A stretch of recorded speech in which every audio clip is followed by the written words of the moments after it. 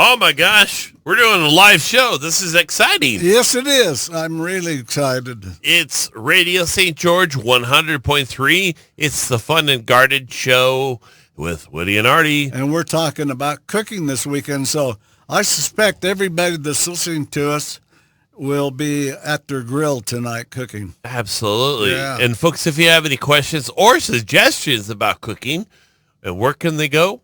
They can go to our website, funandgarden.com, or they can call us, or they can email us, or they can go carrier pigeon. Carrier pigeon works. And we'll grill those. We'll have some crispy carrier pigeon. If you leave the feathers on, it's crispy. Folks, if you want to call or text us, of course, we'd love to hear from you. It's 435-879-4100. And if we don't answer the call, you're probably watching a repeat on YouTube or Facebook or something. But not today. Well, yep, and we're live 8 a.m. Saturday mornings, Mountain Standard Time. That's right. There you go. All right, so we're talking about cooking. Okay, so I wanted to mention that when we talk about cooking, there's cooking with vegetables that you do as a accessory to a meal. Maybe you've cooked steaks or pineapple chicken or whatever is your main course, and then you cook a vegetable as an accessory. There's that type of cooking with vegetables, and that works really well. Or you can cook as a main course and use your vegetables as a main course. Well, that's a good idea. When I do the pan on the grill, and I fill that baby with squash and mushrooms and onions and that's about all I need for a meal. Yeah, it's really good. So if we refer to one or the other, we'll try to keep you informed. Now, squash, we talked about, and I love squash. There's some different ways to cook squash and different kinds of squash. There's, as an accessory to a meal, you would take something like a zucchini or a crookneck or whatever and cut the ends off and peel it and then slice it into some boiling water with some salt in. And it takes about 15 minutes of hard boiling, and it becomes very soft and translucent. And you take a strainer and you pour it in, and you get rid of as much water as you can.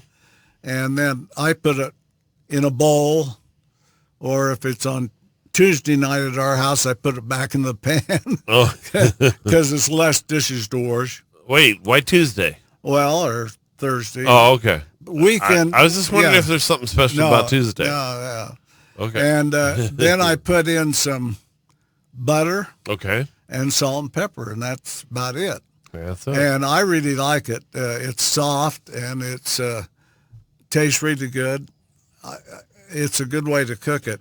The other way, of course, is to put it in the frying pan on the grill. And then another way to cook it, have you ever cooked eggplant, Artie? No, Okay. no. Well, eggplant, you peel and you slice. It's a purple plant, right? Okay. You slice it. It's peeled. You want it about a little bit less than a 1/4 inch thick. Okay.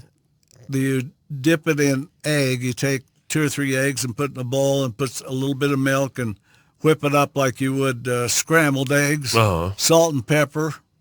And you put the eggplant in there, and then you put it on the grill, and you fry it on the grill. Really? Put a little oil on it.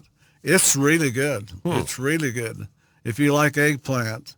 The other place they use eggplant is in lasagna. Oh, They'll put it in lasagna. And sometimes they use they make noodles out of the eggplant or the squash or I didn't know that. So anyway, you can do squash the same way you do eggplant. Instead of boiling it, you can slice it, dip it in a little egg, and fry it and kind of crisp it on each side. Let it crisp on one side, then turn it over. And you can actually do squash that way, the zucchini type of squash or the crookneck or, the summer squash. Well, there's spaghetti squash. Yeah, that's the next thing I was going to talk about. Okay. Spaghetti squash is a squash that you bake.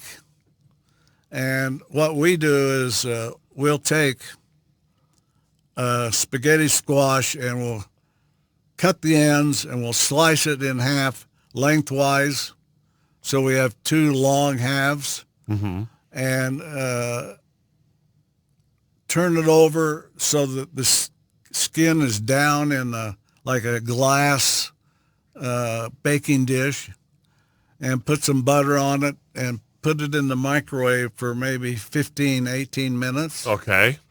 And the butter kind of soaks in there as it cooks. You put a little salt and pepper on it, maybe a little garlic, and it cooks until the what you would call the meat of the squash is tender. Okay.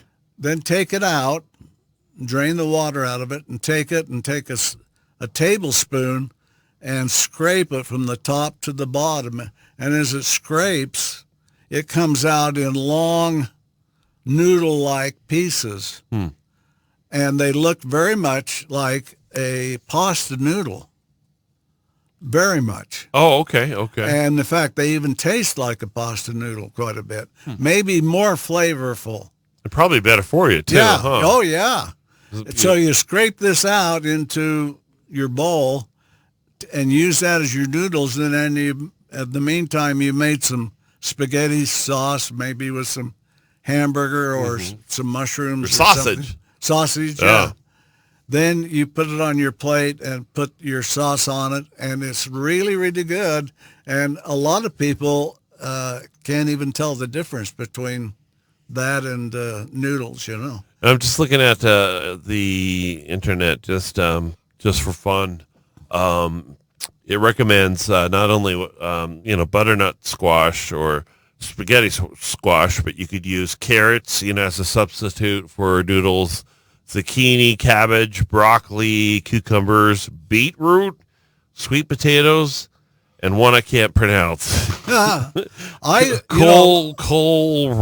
Kohlrabi, oh yeah. What the heck is kohlrabi? Yeah, we're going to talk about kohlrabi. I've got it on the list. All right, but that's just an idea, because a lot of people are worried about carbs. Yeah, eating too much carbs. And that's a way to get rid of the carbs and get plant protein into your diet. So those are all really good ideas. Yeah, what are you talking about? Yep. Put some sauce on it and call it good. Oh, yeah. And some sawdust Parmesan. Yeah, a little sawdust. Parmesan's good. Put a little sauce on there, and the way it goes down to the tummy. Kohlrabi is a vegetable that is from the Orient, and it grows like a radish or a turnip, but it grows above the ground instead of in the ground. So you have a root system, and then you have a ball that's about the size of a baseball. Yeah. And then you have leaves that come out the top of it. And they have purple kohlrabi and they have white kohlrabi. And when it's ready, you cut off the root system and cut off the leaves and take your peeler and peel it. And then you slice it into chunks or slices like you would turnips. Yeah. And boil it in hot water. And again, a little butter and salt and pepper. According to Google, it is the same species as cabbage, broccoli, cauliflower, kale, Brussels sprouts, collard greens, savory cabbage, and whatever. It can be eaten raw or cooked.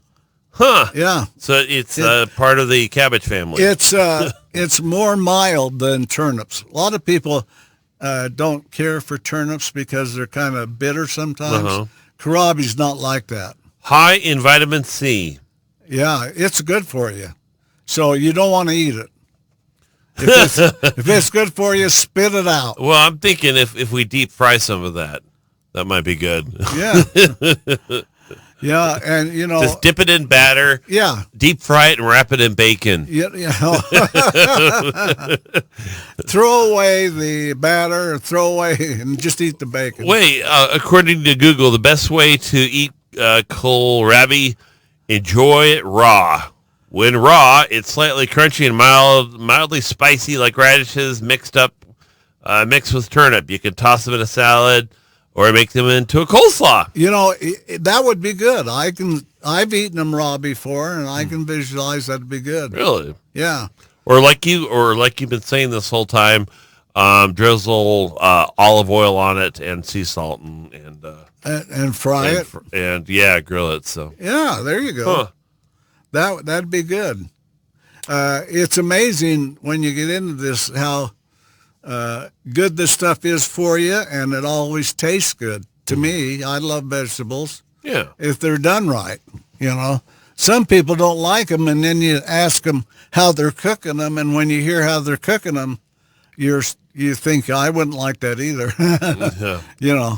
Well, so I've been definitely trying to incorporate more vegetables in my diet because I need to eat healthier, but I'm desperately I'm eating a lot of salads this last week, and I'm trying desperately to cut down on the dressing. The dressings and the cheese. We usually buy the low-cal dressing. I don't know if that makes a lot of difference or not. That's probably what I should. Downgrade to or upgrade to. That's one product I can't really tell the difference between the regular and the no kidding. Yeah, it's pretty good, especially like Italian. Okay. To me it's the same thing. I can't tell the difference. There's some things it makes a lot of difference. Sure. Like cottage cheese, you can buy the 4%. Or you can buy the 2%, and I can't handle the 2%. Yeah, I have to buy the 4%. I won't even if it's 2%. I won't eat it. Well, kind of same thing with milk, I guess. Yeah, so, skim milk versus you can whole. Get it to the point that it's just not good. Yeah, skim milk is just white water. Yeah, colored water. Eat to live, or do you live to eat? Well, give us some more ideas. Okay, carrots is one that can be an accessory, and also carrots, when you prepare them, if you peel the carrot and then you keep peeling and you get little curly fries coming off of it, they're thin enough and just right for a salad, like a tossed salad. Yeah. You can put them in. Some of the salad mixes you buy have carrots and cabbage and different things in. And I like to eat carrots raw. Carrots have a sweet element in them called carotene. And carotene is the sweetener they use for diabetics candy. Oh, are you serious? Yeah, carotene. It's almost a sugar kind of thing. And they put it in the candy and that the diabetics are allowed to eat. So that shows you how sweet it is. And according to Google, contains lots of vitamin A, and it helps reduce the risks of cancer because it has antioxidants. Vitamin A is an antioxidant, and it is considered a preventer of cancer. I gotta look at this one. Hold on. Do carrots help you lose belly fat? And it says yes. That's right. I think a great big knife is better than the carrots to glue that. Okay, so the next thing we want to talk about is cabbage. Okay, cabbage. My wife makes a egg roll, and you have to buy these special little, I want to say tortillas, but it's an Oriental tortilla. Oh yeah, wonton. Yeah, they're real thin and light, and she takes and puts them through the food processor. Carrots, and cabbage and onions, and then she rolls them up in there and deep fries those. They're really good. They're really good. But I love cabbage. I'll buy a head of cabbage and just cut it and shred it and put it in a pot and boil it and eat cabbage. I should be Russian. Well, I should be Oriental because I love to have some cabbage with some shredded carrots like you've talked about, and maybe some water chestnuts, some teriyaki sauce, chicken, and some noodles. Oh my gosh, it's awesome. Here's a fun fact about cabbage, Woody. According to the web, does cabbage make you sleepy? Well, it does. You're kidding. Yep, it says cabbage raises your blood sugar naturally and makes you feel sleepy. I'll be darned. Fun fact. Yeah, I'm full of it. I love cabbage, and then there's facts. all kind of Oriental cabbages, the little pak choys and stuff. And when you grow them in the garden, they're only about 3 inches across and about 5 inches. So the little teeny ones. And that's what the Chinese restaurants use usually in their stuff is that Oriental type cabbage. I also like the Napa cabbage. You know what that is? I have no idea. It's the real light green, big heads. They're tall. Oh, yeah. Okay. I used to feed those to Harvey a lot, and they make a really good salad. A salad is much more, that's not proper. A salad is healthier for you if you use cabbage instead of lettuce. Lettuce hasn't got much food value, and iceberg lettuce has no food value. It's basically water. So if you use a little Napa cabbage in there and put it under the tap and clean it good and then put it in your salad, put some tomatoes and some onions and carrots and like that in it, you got a lot healthier meal than you do if you use iceberg. Iceberg's terrible stuff. According to the web, it's high in vitamin C and also another great antioxidant that helps. It helps tortoises a lot. It does. Yeah. They don't get cancer. Cabbage is a low-calorie vegetable. Let's see. Okay. I want to talk about another accessory. Okay. And that's cauliflower. Cauliflower. They're starting to make all kinds of things out of. Get it off that Google. You're just. I'm excited about what you're talking about, and I want a picture of what you're talking about. Okay, they're starting to make all kinds of things out of cauliflower. Okay. Pizza crust. If you go in the store. Yeah, Oprah makes one. Yeah, you'll see they have cauliflower pizza crusts. And I don't know what all, but they have it. They sell it in instead of the little bunch. I'm trying to think what the name of what they call that. Instead of the little group of when you cut the stems and that. Okay. It's like processed and it's just little beads, and that's cauliflower. But I haven't tried that, so I don't know. And I haven't tried the pizza crust, but if Oprah says it's good, then I'm game to try it. Oh no, Oprah actually hand makes every one of those cauliflower pizzas. Really? Oh, absolutely. She's busy as heck. Oh yeah. And somehow she gets time to count her money. Yep, to count her money. She actually has a bed of money. Yeah. I saw a documentary the other day. Oh yeah. So. And they're $1,000 bills probably. Exactly. Cauliflower, we do it a couple of ways. Sometimes we buy it frozen. Okay. Sometimes we buy the fresh cauliflower and cut it up into the different little pieces, and we boil it. And cauliflower's kind of a little harder to get done. It takes about 20 minutes of hard boiling. Then we drain it. And the one way we serve it is with just butter and salt and pepper and a little garlic. Just sprinkle it. And it's really good, and it's hot and steamy. Does that take longer to cook, such as butternut squash and carrots? It takes a little longer than like cabbage and squash. Okay. It's a little longer. The other way that we do it, and my wife will make cheese sauce and then pour it over the cauliflower. Like the Velveeta or whatever? Yeah. And it's wonderful. Wow. Huh. Cheese sauce, like they put cheese sauce over halibut au gratin. Oh, yeah. Halibut with cheese sauce. Oh, that does That's sound what good. she does to the cauliflower, and it's really good. Huh. It's really good. It's not pure cheese. It's kind of a lighter cheese sauce.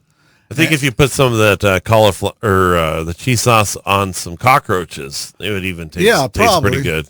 And, you got to put a little of that sawdust in there. So cheese sauce is another way to do that. But the cauliflower is mainly an accessory. Oh, the other way you can eat it is raw. Oh, yeah. Well, there for a long time, you saw mushrooms and broccoli and cauliflower in these big trays of chip dip. And you would take a piece of cauliflower and get some chip dip on them and eat them. And that's really good because you got the raw vegetable and you're not eating a deep fried potato chip. If you're going to eat chip dip, that's a good way to do it. That is a good way. That's a good way. Yep. And they're on the salad bar. I love cauliflower with some broccoli, and they seem to go together really well. Yeah. I like broccoli with a little, what is it? Broccoli beef in the Chinese restaurant. Yeah. That's good. The last item I want to talk about is berries. Okay. And as you know, I have a blackberry patch, and they've kind of quit now, but we were getting, about a pound a day. Oh my gosh. Well, and that's a lot of. You've given me some of them. And they're big. I mean, they're great. And my wife takes and we clean them nice and everything, and then we freeze them. And now we're going to make some jam or jelly out of it. But the other thing is I have a fruitine Persian mulberry tree. Really? Instead of being fruitless, it's actually a mulberry tree that produces mulberries. And we'll pick off some of those, not a lot of them, but some, and mix it with the blackberries, and then make jam out of the two mixed. And it's really good. She makes what's she call it, Jell-O jam. Oh, okay. Where you take a flavor of Jell-O, like wild berry or something like that, and cuts it up. And when you use it as a base for the jam and cook it and everything. That's a great idea. It is. The only thing is, she'd probably give you the recipe, Artie, but the only thing is you have to, I think, keep it refrigerated.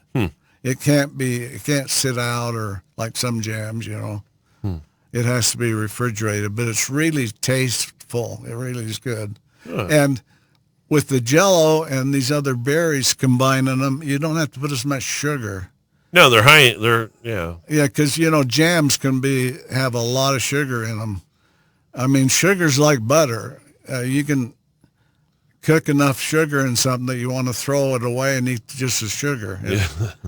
You cook a shoe in sugar, throw the shoe away. Well, for example, blueberries, according to the web here, has 15 grams of sugar per cup. So 15 grams, that'd be about 85 calories or so for 1 cup of berries. So I guess it'd have that's to be not careful. too bad. Yeah, that's not too bad. But it depends. I know that when I buy a watermelon, which I think they cost too much now that they're seedless.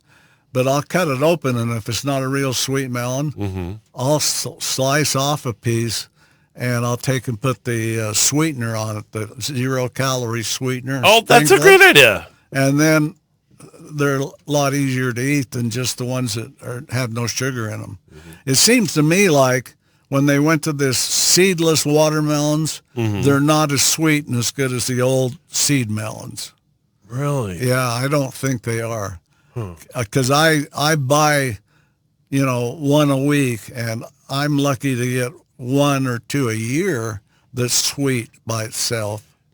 Now, are the round? Are they round? Yeah, they're Of course round. And they're about the size of a basketball if you're lucky. The smaller. Oh, I was trying to They're ask. smaller and they cost more. Well, of the course. smaller are the smaller ones better or more expensive because they taste better or they're sweeter or They're just a fad because they're seedless, and I don't think they're better. Maybe some of our listeners would disagree, but okay. a lot of this kind of stuff, I go out to Fry's out in Santa Clara That's what a lot of people have mentioned. to the Yeah. out to the they have Farmers. a market Yeah, out there, farmers market. and everything they have is homegrown and fresh. And like if you didn't plant tomatoes and you'd like some that don't taste like red Kleenex, go out there. They bring them in from Colorado, and they're homegrown tomatoes. Oh yeah. So that's, Nice people out. they're great at Fry's too. Yeah, so. and they usually have corn on the cob, and they have watermelon, and they have onions and squash and all that stuff. Great place. Great suggestion. Yeah, it is. It's a good place and it's fun to go out and shop there Yeah. and talk to them. Yeah. So Absolutely. Now, before we go, because we're wrapping up the show here, how do you know if melon is ripe? I mean, do you have to thump it? What's the thumping all about? I don't get it. We should ask my wife that because I actually let her pick them out because I don't do very well. Do you mind if I ask Google? Yeah, ask Google. Okay. I do the thump test, and if it sounds hollow, usually it's more ripe than one that sounds solid because melon inside the melon kind of gets a hollow texture to it as it ripens. Uh-huh. But you see what Google says, and Okay, let's see. can you take a smartphone to the market and let the smartphone pick it up? Yeah. Okay, how to pick a watermelon out at the grocery store. Pick it up. Big or small, the watermelon should feel heavy for its size. Look for yellow spots. Watermelons develop a splotch where they rest on the ground. Right. Give it a thump. Tap underneath the underbelly of the watermelon. Well, what? That was horrible. That didn't tell us why. Here, hold on. Dang it. Why does? Okay. Okay. What does knocking on a watermelon do?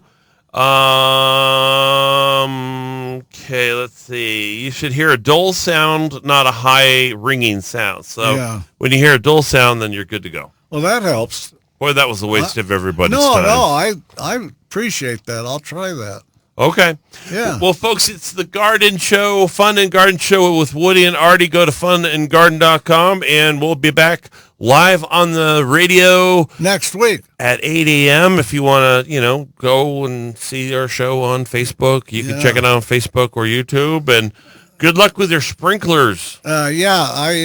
Any volunteers? Oh my gosh. I need a human being that's about the size of a hobbit to get down in there and fix it. Okay, so any hobbits listening? Any hobbits in St. George, absolutely. have them come over. All right, we want to thank Sean Nedovan and for letting us do the show. It's the Home and Garden Show. I want to thank you. What, me? And I want to thank me. No, and everyone in the ward. Yeah. Everybody in the ward house, and that's me and my wife. We're in the ward house. All right. It's Radio St. George.